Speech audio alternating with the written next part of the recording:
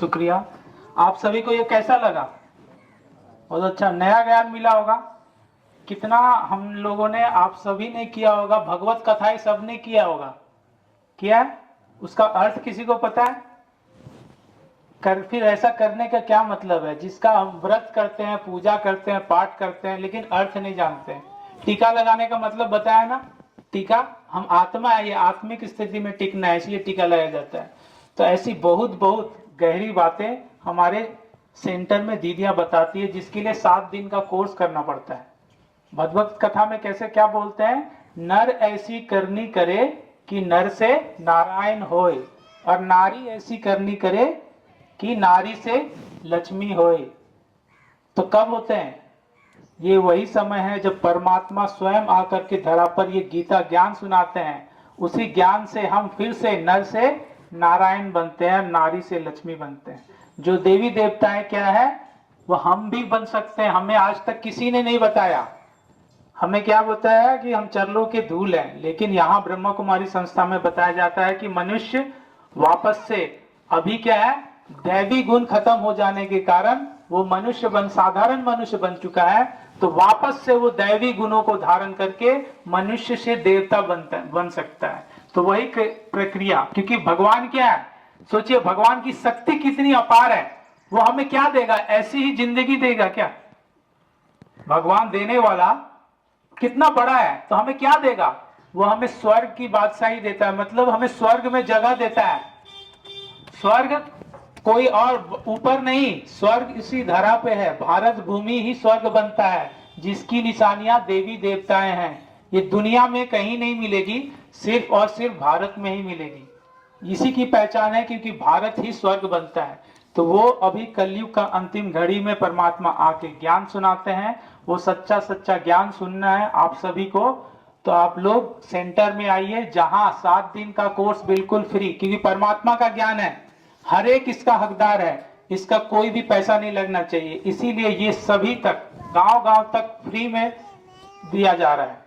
तो जो लोग आ सकते हैं वो हमारे सेंटर में, उनका वेलकम है। लेकिन कोई बुजुर्ग है, कोई माताएं हैं, कोई बीमार है, वो जा नहीं सकता है, तो कोई भी व्यक्ति नहीं छूटना चाहिए। कि जो चाहता तो है लेकिन जा नहीं पा रहा है, तो वो क्या कर सकते हैं? इसमें पता है, फोन नंबर है, आप फोन करके भी बुला सकते हो।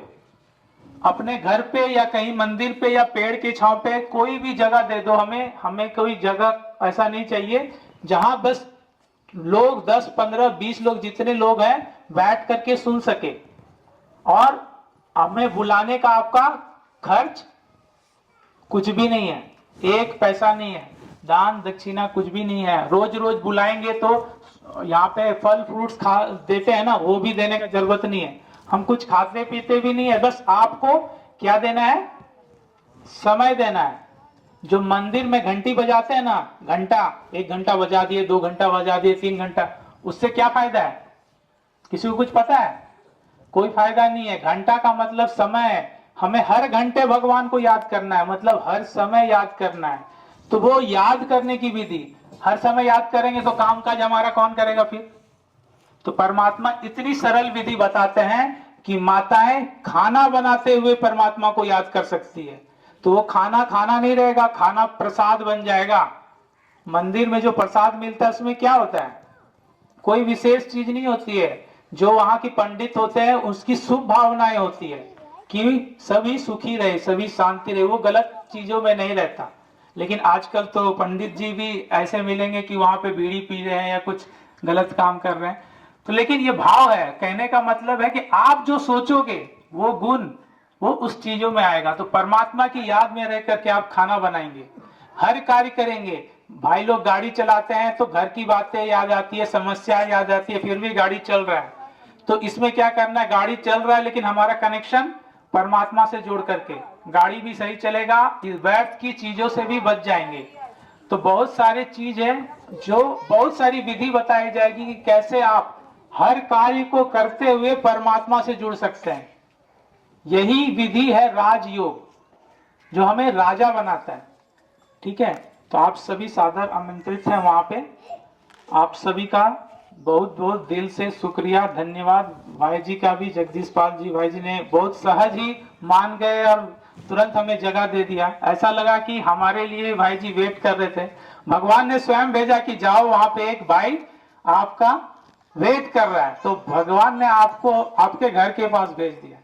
तो हमें उम्मीद है कि आप भी ब्रह्मा कुमारी संस्था से जुड़ेंगे और लोगों का सबका भला करेंगे, क्योंकि सुख देंगे तो सुख मिलेगा, शांति देंगे तो शांति मिलेगा। ठीक है, आप सभी का बहुत बहुत धन्यवाद। अगर कोई भाई जी, जगदीश पाल भाई जी, या आप लोग कोई भी एक फोन नंबर देंगे तो हम लोग फोन करके आ सकते हैं कि हम कभी 10 दिन के बाद आए, 15 दिन के बाद आए, या कुछ कुछ भी मैसेज देना हो, सेंटर में प्रोग्राम हो रहा है तो आप वहां पे आ जाएं। तो इसके लिए हम लोग क्या करते हैं, एक दो नंबर रख लेते हैं। जैसे आपका अगर कभी बंद है तो दूसरे भाई का ले लिए, तो एक दो नंबर आप लोग कोई देना चाहते हैं तो भाई जी को लिखवा दीजिए। ठीक है, ओम शांति। माताएं सभी को ओम शांति।